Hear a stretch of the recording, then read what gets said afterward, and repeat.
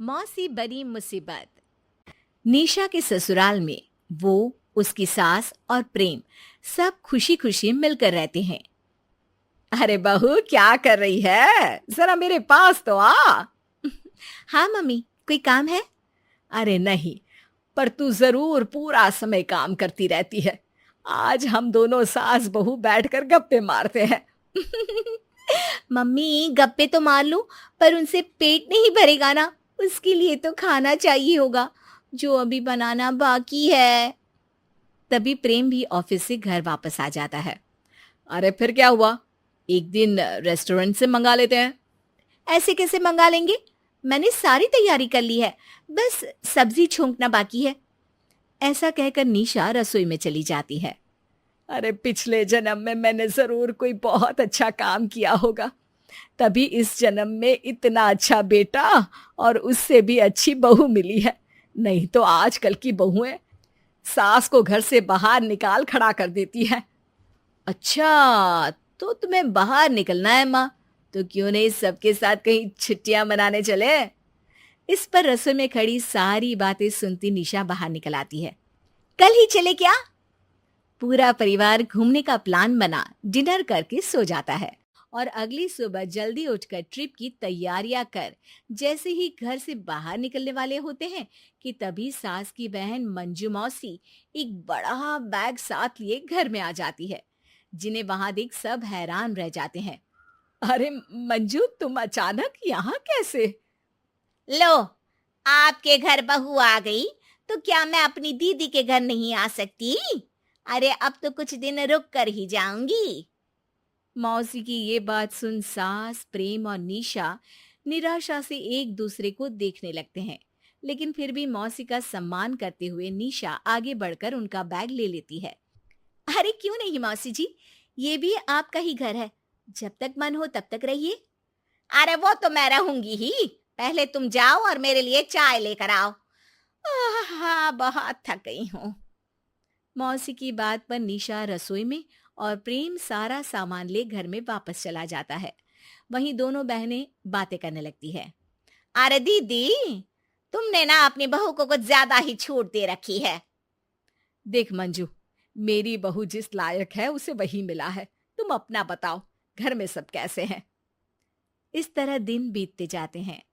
मौसी पूरा दिन निशा से कोई ना कोई काम कराते हुए साथ साथ उसमें नुक्स भी निकालती रहती है। निशा रात का खाना बना रही होती है कि मौसी वहां आ जाती है। अरे निशा बहू, दोपहर के खाने में तो कुछ स्वाद नहीं था और बर्तन भी अच्छे से साफ नहीं थे, तो अभी खाना चख कर परोसना और उससे पहले सारे बर्तन एक बार दोबारा साफ कर लेना। निशा मौसी का कहा हर काम चुपचाप करती रहती है, जो दिन पर दिन बढ़ता ही रहता है। अरे निशा बहू, ये क्या है? घर में इतना कचरा क्यों है? ठीक से सफाई करनी नहीं आती क्या? अ, साफ ही तो है मौसी। अरे बोला ना गंदा है, दोबारा सफाई कर। निशा दोबारा पूरे घर की सफाई करने लगती है। इस बीच वो खाना भी बनाती है और मौसी जी की फरमाइशों को भी पूरा करती है।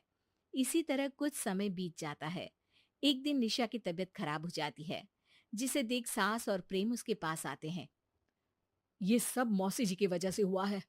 उनके दिन रात ना खत्म होने वाले हुक्म मेरी बीवी को खत्म कर देंगे। अरे सही बोल रहा है, कुछ दिनों के लिए आई थी और यहीं बस गई है। अब सीधा सीधा जाने के लिए तो बोल नहीं सकते ना। अगर ऐसी बात है तो मेरे पास इसका एक इलाज है। निशा उन दोनों को अपना आइडिया बताती है और अगली सुबह से वो उसके एग्जीक्यूशन में लग जाते हैं, जिसमें निशा जानबूझकर सीढ़ियों से गिर जाती है। आय आय आह, मर गई मैं, कोई मुझे उठाओ। निशा की आवाज सुनकर पूरा परिवार वहां आ जाता है। हाय राम, ये क्या हो गया? प्रेम, बहू को कमरे में लेकर चल। प्रेम निशा को गोद में उठाकर कमरे में ले जाता है। अरे पर तुम गिरी कैसे? बस मौसी जी, आपकी चाय बनाने के लिए जल्दी जल्दी उतर रही थी और पैर फिसल गया। अरे लगता है ज्यादा लग गई। कुछ दिन तक तो बेड से उठ भी नहीं पाओगी तुम। अरे कोई बात नहीं माँ, एक दो दिन की तो बात है, तब तक मौसी जी काम में आपकी मदद कर देंगी, है ना? सही है। क्यों मंजू, रात का खाना तो बना लोगी ना? परिवार की बातें सुन कोई रास्ता ना होते हुए मौसी हाँ बोल देती है, जिसके बाद सब मिलकर घर का हर मुमकिन काम मौसी से ही कराने लगते हैं। एक सुबह माँ, अभी डॉक्टर से बात हुई। उन्होंने निशा को 1 महीने बेड रेस्ट के लिए बोला है। ज़रा उसके लिए नाश्ता ले आओ और मुझे भी दे दो ना। अरे मौसी को बोल, सबके लिए नाश्ता बना देगी वो। अपनी बहन और प्रेम की बातें सुन मौसी तुरंत अपने कमरे में जा सामान पैक करने लगती है, जिसके पीछे पीछे वो दोनों भी वहां आ जाते हैं। अरे क्या हुआ री मंजू, तू सामान क्यों पैक कर रही है? अब मुझे लगता है कि अब मुझे घर चलना चाहिए। बहुत दिन हो गए, अपना घर भी तो देखना है ना। हाँ। अरे पर मौसी जी, आप तो कुछ समय रहने आई थी, इतनी जल्दी जा रही हो आप? हाँ बेटे, तुम्हारे मौसा जी की तबीयत भी थोड़ी ठीक नहीं। चलती हूँ हाँ मैं। ये कहकर मौसी अपना सामान साथ लेकर जल्दी जल्दी घर से बाहर निकल जाती है। मेरी बहन हुक्म चलाने वाली कामचोर थी, है और रहेगी। तो फिर चली ट्रिप पर? बिल्कुल, अभी के अभी।